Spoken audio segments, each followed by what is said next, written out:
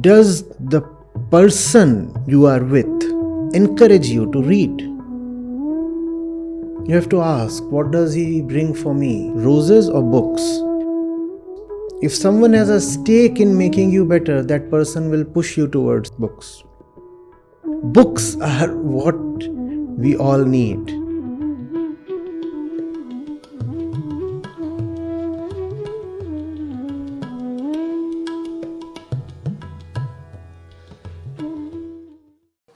Anna from Hungary,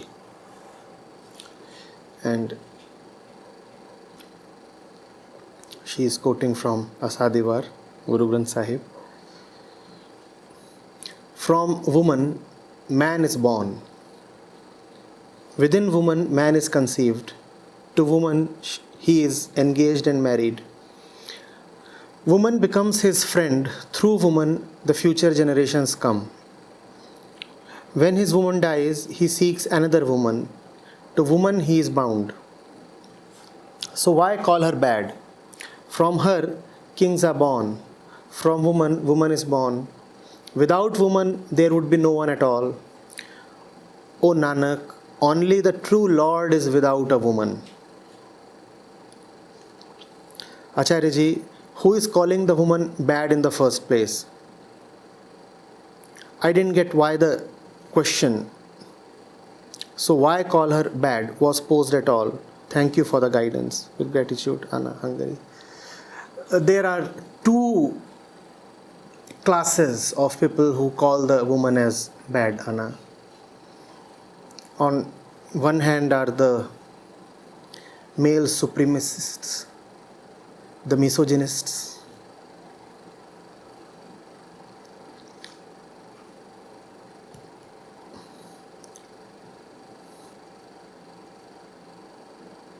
Who have this notion that one gender is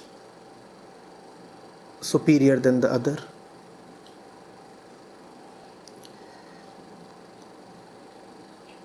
And then there are the spiritualists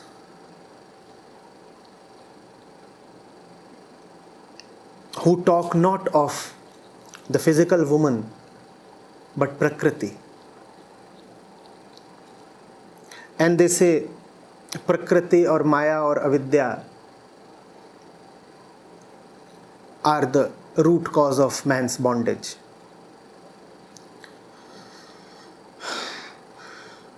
So Baba Nanak is addressing both these people.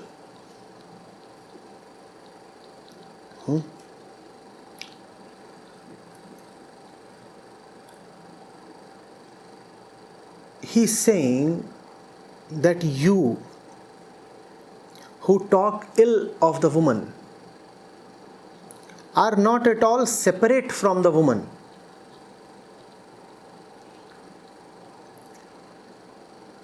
You come out of the flesh of the woman, and all your life you remain attached to the woman in many ways.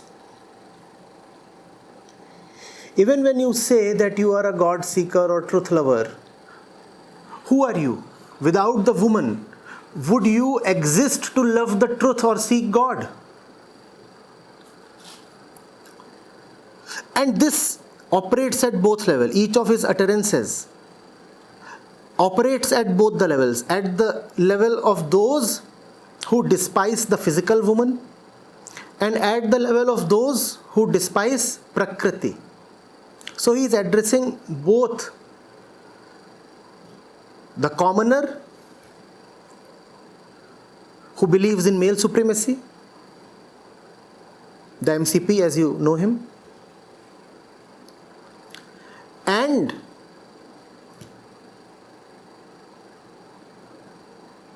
the Pandit, the spiritualist who keeps on cursing Prakriti. Nanak Sahib is talking to both of them, and each of his sentences is addressed to both of them and therefore has two meanings. To the commoner he is saying, aren't you a big hypocrite that you keep cursing the woman? If the woman goes away from your life, you would not take 2 months to bring another woman into your life. Such is your dependence on the woman.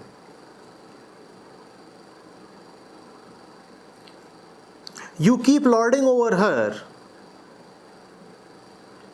And Anna, remember that when we say that Baba Nanak is addressing the commoner, do not forget the context. He is talking to the peasants of Punjab. He is talking to the people of Punjab as they were 700 years back. That's the context. So he is saying, if the woman goes away for a while, then it is you who become desperate for her.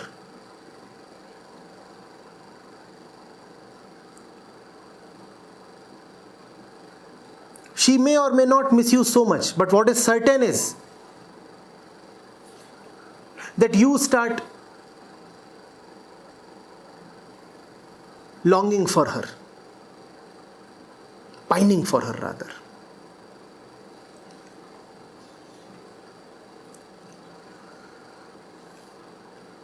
So what is this double speak? On one hand, you cannot live without her. On the other hand, look at your actions. The woman does not need 4 husbands, but the husband often needs 4 wives. So which gender is more in need of the other? The woman is able to do with a quarter of a husband.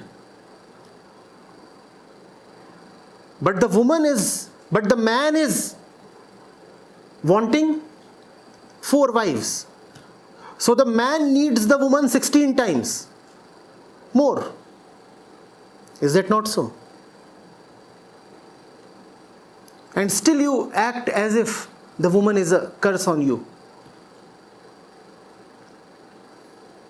He's just exposing the double standards of the common male. From woman man is born, within woman man is conceived, to woman he is engaged and married. Look at her preponderance. Look at her sheer importance. Who are you without her? In fact, you are not even a little without her. Without her, you are just not. And he is addressing the common man. So he is addressing the common man who is body identified. Where does the body come from? The woman. Woman becomes his friend. Through woman, the future generations come. Is that not what you want? You want a son. From where would the son come? Even the son has to come from the woman. You might keep with the entire world the entire day. But when you retire to your home, in the night, it is to the woman that you talk and share. When his woman dies, he seeks another woman. And that is what has been happening in India in general, probably the entire world.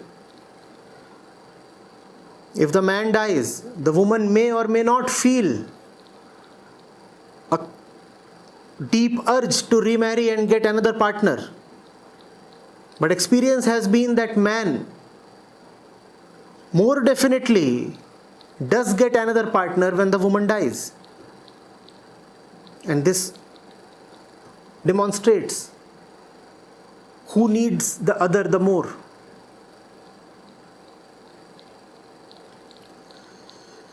From her kings are born. Even the greatest one who achieved liberation came from her, didn't he? The child starts off just as a body. Be it Christ or Krishna, Ram or Buddha, Ashtavakra or Shankaracharya, all started off as just babies. Oh, and babies are babies. They all puke and cry, don't they?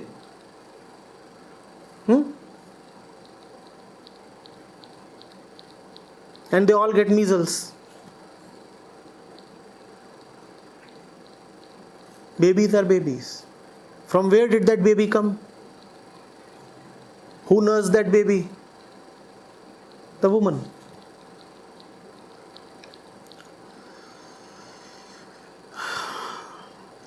From woman, woman is born.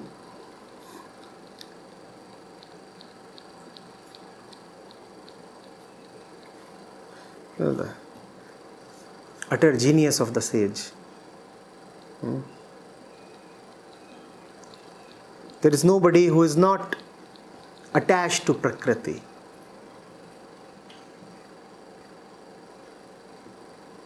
It's just that sometimes you may like one kind of Prakriti and not another kind.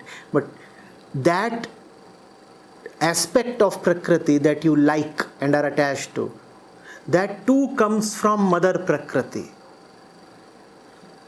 Which means Prakriti in its wholeness has to be accepted and even respected.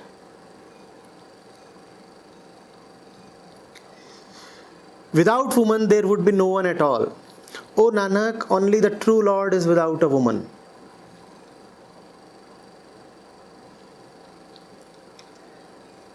There is Prakriti, there is Purush, and there is Paramatma. To all who are body identified, Prakriti is the companion. Who is body identified? The Purush. What is the body? Prakriti. I am the body. When you say so, then I is the Purush. Body is the Prakriti. And when you give up the body identification, then only the one great I remains, and that is Paramatma. But that is only for those who have given up body identification. As long as you live as the body, you have no right to curse the body, the woman, or Prakriti.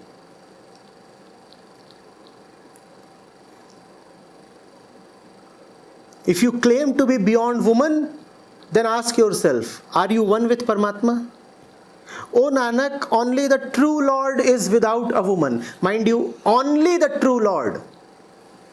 Are you the true Lord? Are you one with the true Lord? If you are not one with the true Lord, why do you speak ill of women? That would be hypocrisy. On one hand, you are so dependent on women. On the other hand, you curse them or speak ill of them. Which also means that the more you are attached to women, the more will be your distance from the true Lord. At the same time, the one who goes to the true Lord cannot come without a woman. So it's complex.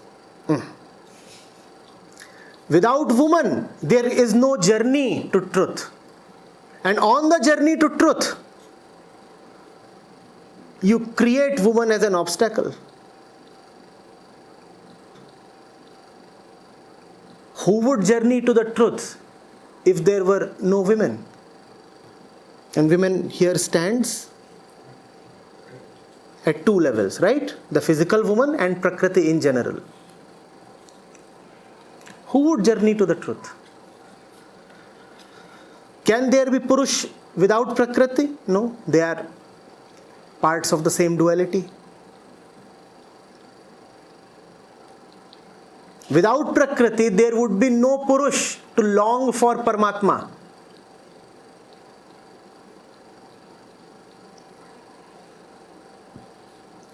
At the same time, if the Purush gets lost in Prakriti, he never meets Paramatma.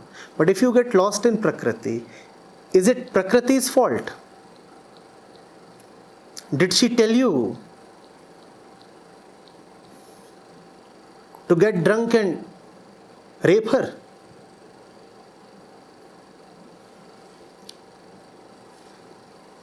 She exists with you. She doesn't exist to become an obstacle for you. If you are, then she is. Now, how do you denounce her?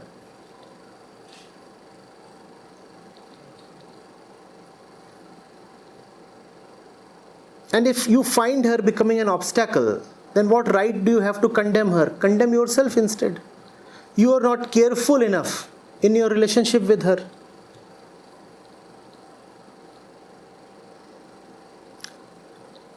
She is not merely a necessity. She is your physical progenitor. She is where you physically come from. She is the physicality, Prakriti. And without your physicality, who are you to seek liberation? All this bliss that you talk of in the spiritual process, to whom would it come without your physical self? What bliss have you experienced sans your physical self? And physical self is needed even to be liberated. Then shouldn't you rather thank Prakriti for liberation?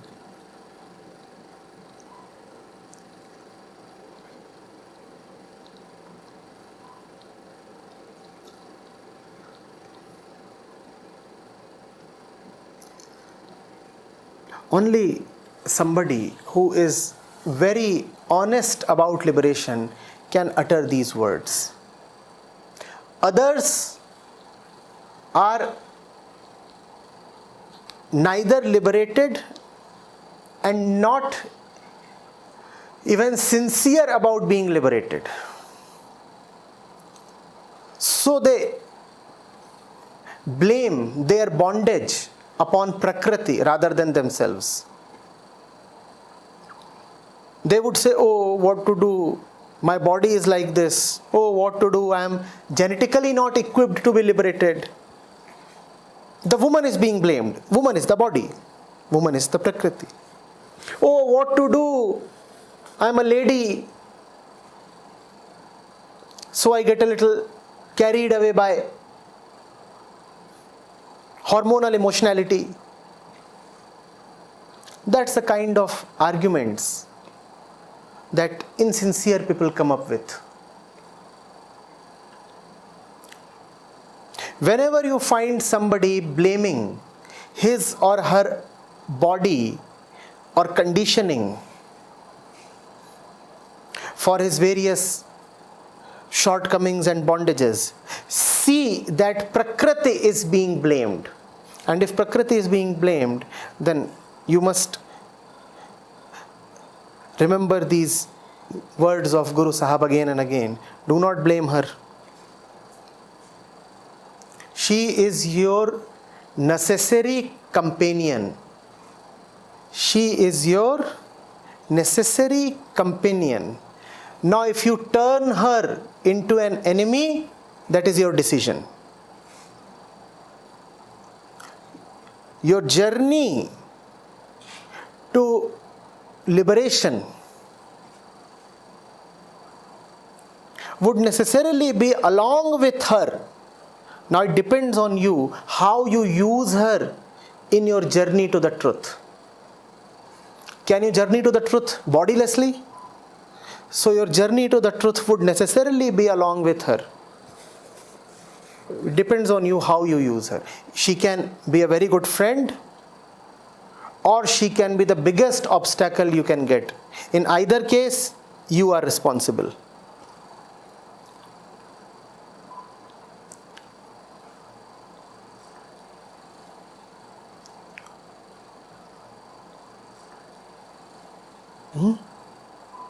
That is the reason why in the scriptures, Prakriti is never addressed. She is never taught anything. The Purush is taught. Have you seen that? Because Prakriti is anyway not doing anything. She is just a companion. The Purush does what he does.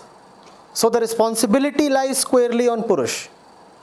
If you are nice with her, she will be your best friend.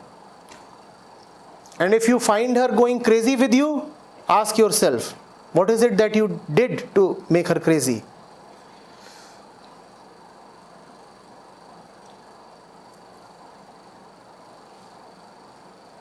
I'm not addressing merely the physical males, I'm also addressing the physical females, right? If you find yourself going crazy, which means your hormonal and impulses and thoughts and feelings, they are all just going wild and astray, then ask yourself, what did I do to get my thoughts and emotions and hormones into such a squalor? They do not do anything on your own. Have I not been teaching this since long? When something arises, it depends on you whether you support it or ignore it. Thought might arise, feelings might arise, but why do you start supporting them? Why do you start energizing them?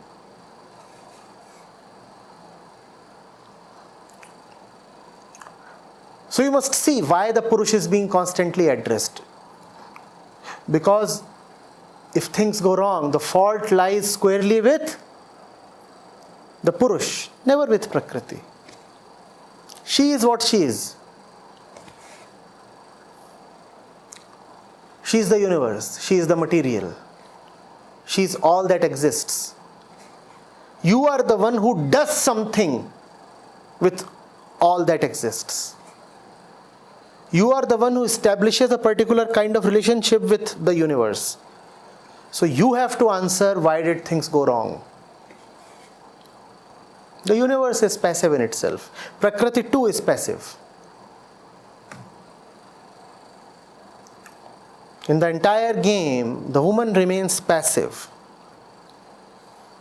So, if the activity goes wrong, the question would certainly be asked to the actor, not to the one who is passive.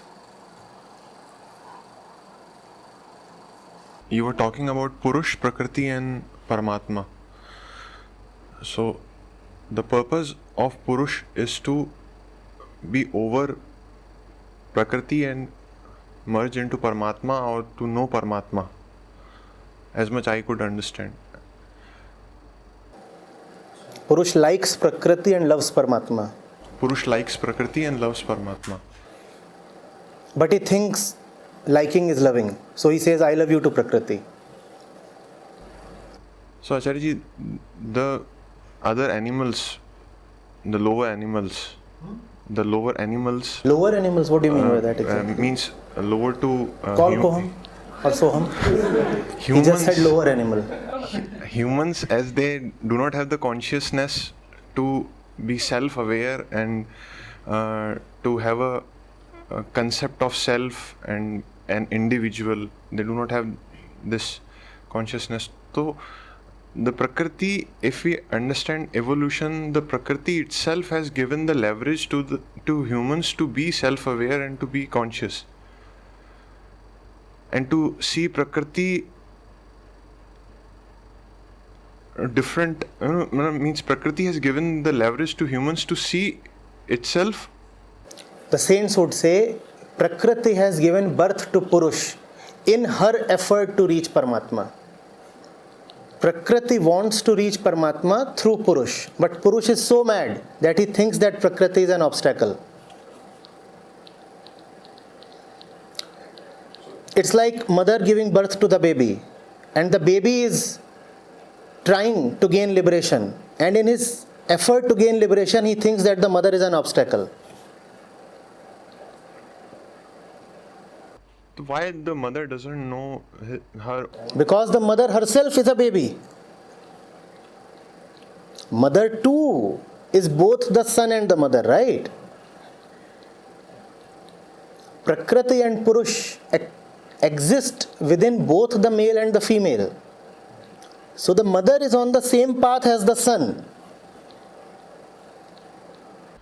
But as the saints have known the Paramatma, then Prakriti has known the Paramatma. Yes, through them.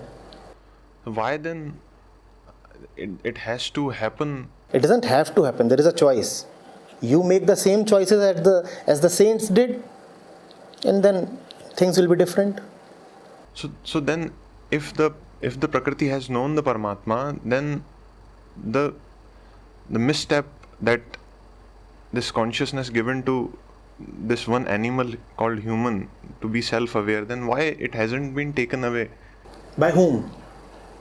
Prakriti. Why will Prakriti take anything away or not take anything away? She is a non-doer. But through evolution, we see that this consciousness is being given to humans by Prakriti itself. It is not being given to humans by Prakriti. Consciousness itself is Prakriti.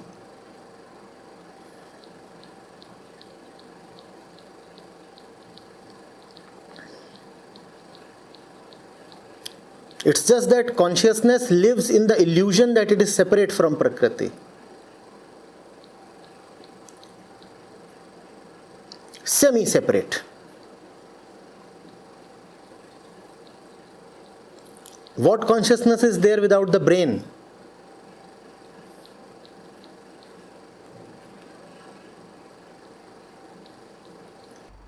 Then why it has kept other animals to be devoid of that consciousness? That is a thought in your consciousness. Is that a thought in the animal's consciousness? They don't have it. How do you know? And they don't know how to be self-aware. How do you know?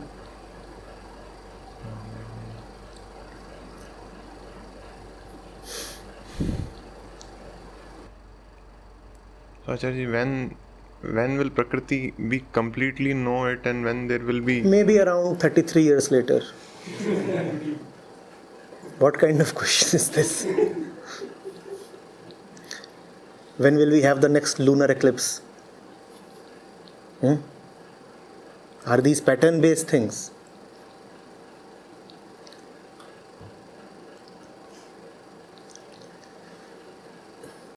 There's one more question, Acharya. We use the word Brahma and Par-Brahma, the absolute Brahma, and we use the word Atma and Paramatma. All four are one. All four are one. And the Brahma, we talk about the one who keeps the thing, one who has made the universe. That Brahma is different from its in mind, its brain.